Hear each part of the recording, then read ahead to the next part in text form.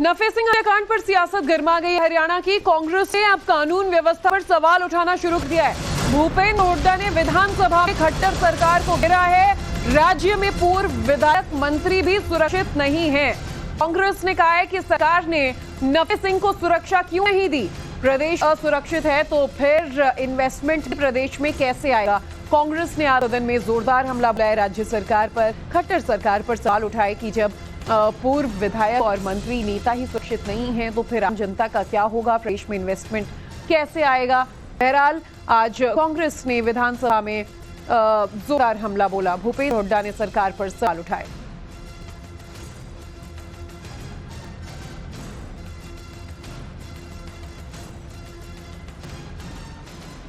तो वहीं दूसरी तरफ नफे सिंह हत्याकांड से नाराज उनके समर्थकों ने बहादुरगढ़ में जिला अस्पताल के सामने आज जाम लगा दिया है। समर्थक यहां धरने पर बैठ गए हैं, आरोपियों की गिरफ्तारी की मांग कर रहे हैं। इस बीच परिवार ने भी पोस्टमार्टम कराने से इनकार कर दिया है और कहा है कि जब तक आरोपियों की गिरफ्तारी नहीं हो जाती है शव का पोस्टमार्टम नहीं करने देंगे। तो बड़ी खबर आपको बता दें, अस्पताल के बाहर जहां नफे सिंह के शव को पार्थिव देह को रखा गया है वहां समर्थकों ने न सिर्फ जाम लगाया, नारेबाजी की मांग की है गिरफ्तारी की। नफे सिंह हत्याकांड से जुड़ी इस वक्त एक और बड़ी खबर। लगातार परिवार को धमकियां मिल रही थी और लगातार मिल रही धमकियों के बावजूद पुलिस ने नफे सिंह को सुरक्षा नहीं दी। उनके बेटे ने यह बड़ा आरोप लगाया है, कहा है कि सीआईडी रिपोर्ट भी आप चाहें तो देख लें। नफे सिंह को खतरा बताया गया था और जल्द से जल्द अब हम हमलावरों की गिरफ्तारी की मांग करते हैं। सर क्या कहेंगे, इतना दुखी घड़ी है, इस तरीके से गोली मारी गई है, अब क्या आप लोगों की मांग है कि जो आरोपी है उनको जल्द से जल्द गिरफ्तार किया जाए? आरोपियों को गिरफ्तार करके उनके खिलाफ जल्द से जल्द कार्रवाई की जाए, हमारी मांग। सर उनके आपके पिता जिस तरीके से लगातार विरोध कर रहे थे, कई सारे पुलिस प्रोटेक्शन देने की बात भी सामने आ रही, पहले भी आप लोगों को डर लगा था या शक हुआ था ऐसा? पहले भी कई बार थ्रेट आया था। सीआईडी की यहाँ की आप रिपोर्ट भी मंगा के देख सकते हैं। लोकल सीआईडी की रिपोर्ट थी, हमारे पास जेल में से भी कई इनपुट आए थे और बार बार जो विरोधी थे जिनका एफआईआर में नाम आया है बार बार ये कहते थे कि भी अतीक को मरना होगा। मेरे पिताजी को बार बार अतीक कहते थे। जिस तरीके से उसका एनकाउंटर हुआ या मर्डर हुआ वैसे ये चाहते थे कि मेरे पिताजी का हो वो। तो आपको लगता है प्रोफेशनल शूटर्स का इस्तेमाल किया गया है और एक प्लानिंग के तहत इस पूरे हत्याकांड को अंजाम दिया गया? बिल्कुल, इसमें प्रोफेशनल शूटर्स का इस्तेमाल किया गया है। हमारे पास जो सीसीटीवी फुटेज आई है उसमें जो गाड़ी के अंदर किलर बैठे थे वो लगातार किसी से फोन पे संपर्क में थे। तो इसमें जैसे इतना जल्दी पुलिस अगर तफ्तीश करके और सच्चाई को सामने लाएगी तो उतनी जल्दी मास्टरमाइंड भी सामने आएंगे और जो कल्प्रिट है वो भी सामने आएंगे। अब तक की जांच से संतुष्ट नहीं है पुलिस? अभी तक ना तो हमारे परिवार को सुरक्षा मुहैया कराई गई है, जब कितना बड़ा हादसा हो गया पूरे प्रदेश के नहीं पूरे देश के लिए ये बहुत बड़ी बात है कि एक प्रदेश अध्यक्ष के ऊपर।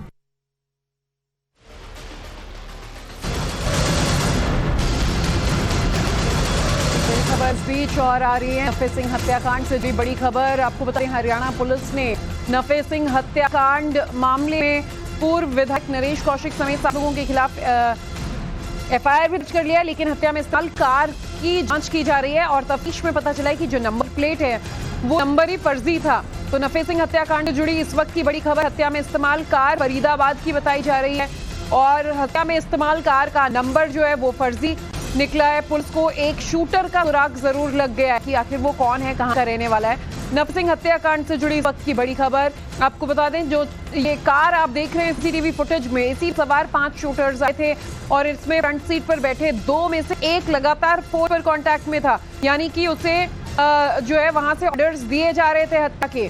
और अभिषेक हमारे सहयोगी लगातार मामले पर नजर बनाए हुए, उनसे हम ज्यादा जानकारी लेंगे।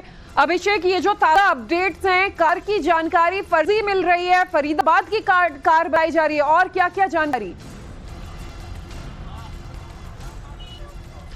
देखिए बिल्कुल, जब से ये पूरा का पूरा हत्याकांड को अंजाम दिया गया था उसके बाद से अलग अलग एंगल पे इन्वेस्टिगेशन शुरू हो गई थी। सबसे जरूरी था इस कार के डिटेल को पता करना, इसके अंदर आरोपी जो है वो पहुंचे थे। ये कार फरीदाबाद बताई जा रही है और जो नंबर प्लेट इस कार पे लगाया गया था वो फर्जी नंबर प्लेट था, जिसपे जो है वो एक बाइक नंबर प्लेट बताया जा रहा है, उसका इस्तेमाल किया गया है। इसके अलावा पुलिस को एक शूटर के सुराग भी मिले हैं। सीसीटीवी फुटेज में जो आरोपी है उनको देखा भी जा सकता है। ऐसे में पुलिस के लिए लगातार ये चुनौती बन रही थी कि आखिर ये शूटर कौन है। इसके अलावा जो वेपन, जो सोफिस्टिकेटेड वेपन इसका इस्तेमाल किया गया पूरे हत्याकांड में, उसकी जांच पुलिस कर रही है कि जिस तरीके से क्लोज रेंज शॉट मारे गए हैं, जिस तरीके से बुलेट के निशान मिले हैं, वो कहीं ना कहीं जो सेमी ऑटोमेटिक जो गन्स हैं उसके तरफ इशारा कर रहे हैं। यही कारण है कि पुलिस लगातार इन सभी पहलुओं की जांच कर रही है, लगातार जो है इंटरोगेशन कर रही है। 8 टीमें जो है वो पुलिस की बनी हुई है, जिसको जो डीएसपी हैं वो लीड कर रहे हैं। इसके साथ साथ कई एंगल से इस पूरे इन्वेस्टिगेशन को जो है वो पुलिस देख रही है। क्या ये गैंग राइवलरी जो है उसके चक्कर में हत्याकांड को अंजाम दिया गया है, किसी गैंग का काम है, या जो पर्सनल रिवेंज है, पर्सनल बातें निकल के सामने आ रही है। बिल्कुल अभिषेक, ये क्या मामला था कि इस दुश्मनी के तहत मर्डर को अंजाम दिया गया? नजर बनाए रखिएगा और मेरे साथ बने। अभी आपसे और जानकारी लूंगी, लेकिन इस बीच एक बड़ी जानकारी। इंडियन नेशनल लोकदल के प्रदेश अध्यक्ष नफे सिंह राठ हत्याकांड में आरोपों की सीसीटीवी फुटेज जो जारी की गई, आपको बताएं हत्या से ठीक पहले का ये फुटेज बताया जा रहा है। और इन तस्वीरों में आप देख पाएंगे हमलावर एक कार में बैठे हुए हैं।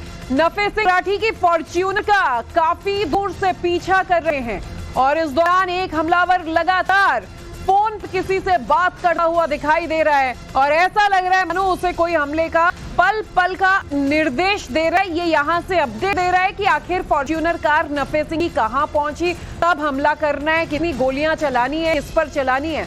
इस कार में पूरे 5 बदमाश देखे जा सकते हैं। 2 आरोपी फ्रंट सीट पर बैठे नजर आएंगे आपको और पुलिस इन्हीं सीसीटीवी फुटेजेस के आधार पर हमलावरों की तलाश कर रही है। और जो जानकारी अभिषेक हमारे सहयोगी भी दे थे, एक इनमें से जो अपराधी है, आरोपी है, उसकी पहचान कर ली गई है। अभिषेक, ये जो आरोपी कार में देखे जा रहे हैं, 5 में से कितनों की पहचान हो गई है? कहाँ के ये रहने वाले हैं? किस गुट से, गैंग से जुड़े हुए हैं? क्या कोई ऐसी जानकारी मिल पाई है? देखिए, अब जो पुलिस इन्वेस्टिगेशन में निकल के सामने आया है उससे ये तो साबित हो रहा है कि ये एक शातिर शूटर है, ये एक प्रोफेशनल शूटर है। और जिस तरीके से इन्होंने रिकी करके पीछा करके उसके बाद जिस तरीके से ताबड़तोड़ फायरिंग की है बिना किसी डर के, ऐसे में प्रोफेशनल क्रिमिनल्स की तरफ जो पूरा का पूरा इशारा है वो कर रहा है। यही कारण है कि पुलिस ने जब सीसीटीवी के आधार पे लगातार जो जांच है उसको शुरू किया था, उसमें 1-2 चेहरे जो हैं वो पुलिस को दिख रहे थे। यही कारण है कि अब जो एक आरोपी है जो कार के अंदर दिख रहा है, उसका सुराग पुलिस को लगा है। कार जो है वो फरीदाबाद में पता चली है। तो ऐसे में पुलिस की 3-4 टीमें जो है वो इस एंगल पे काम कर रही हैं। इसके अलावा जिन बुलेट्स का इस्तेमाल किया गया, गन का इस्तेमाल किया गया है, जो खोखे वहां से बरामद किए गए हैं, उसके आधार पर पुलिस बात को जांच करने में लगी है कि क्या जो पिस्टल है, जो बंदूकें हैं, वो कहां से मंगाई गई, किस तरीके के जो बंदूकें हैं उसका इस्तेमाल किया गया था। और अक्सर हरियाणा के अंदर जो गैंग राइवलरी होती है उसके अंदर किस तरीके के वेपन्स का इस्तेमाल होता है, इन सभी बातों की जांच अभी जो हरियाणा आगे बढ़ाई जा रही है। और जो भी अपडेट्स मिलेंगे लगातार मैं आपसे जानकारी लेती रहूंगी। अभिषेक, इस बीच एक और बड़ी जानकारी नफे सिंह राठी हत्याकांड से जुड़ी हुई। आपको बता दें, हरियाणा पुलिस ने नफे सिंह हत्याकांड मामले में पूर्व विधायक नरेश कौशिक समेत 7 लोगों के खिलाफ नामजद एफआईआर दर्ज की है। एफआईआर में कुछ अज्ञात लोगों को भी आरोपी बनाया गया है। पुलिस ने गाड़ी में बैठे ड्राइवर और नफे राठी के भांजे राकेश उर्फ संजय का बयान दर्ज करवाया है। हमलावरों ने हत्याकांड को अंजाम देने के बाद ड्राइवर और नफे सिंह राठी को नरेश कौशिक, करमबीर राठी, सतीश राठी के नाम से धमकियां भी दी थी, जिसके आधार पर ये एफआईआर दर्ज की गई हैं और कहा था कि फिर से अगर कोर्ट गए तो पूरे परिवार को साफ कर देंगे। शिकायत प्राप्त हुई, शिकायत के आधार पर हमने एफआईआर दर्ज कर दी है। एफआईआर दर्ज करने उपरांत अपने 5 टीमें गठित कर दी गई हैं, जिसमें 2 डीएसपीओ की अध्यक्षता में 5 टीमें काम कर रही हैं और इसमें अविलंब और तत्परता से कार्य करते हुए इन्वेस्टिगेशन किया जाएगा और जल्द से जल्द जो आरोपी हैं गिरफ्तार किया जाएगा। अभिषेक लगातार इस पूरे मामले पर नजर बनाए हुए हमारे साथ जुड़े। अभिषेक, हालांकि देखिए ये कंपैरिजन सही होगा या नहीं होगा, लेकिन पंजाब में हुए सिंगर मूसेवाला की हत्याकांड काफी इससे मिलता जुलता है। सवाल आरोपियों से जुड़ा है कि जब सिद्धू मूसेवाला की कार को आरोपियों ने फॉलो किया था, वो नकाबपोश थे।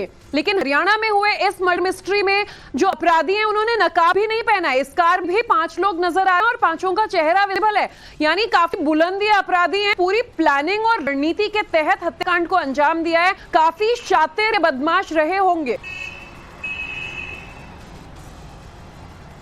देखिए, बिल्कुल यही कारण है कि पुलिस को शक है कि ये किसी प्रोफेशनल शूटर्स का काम है।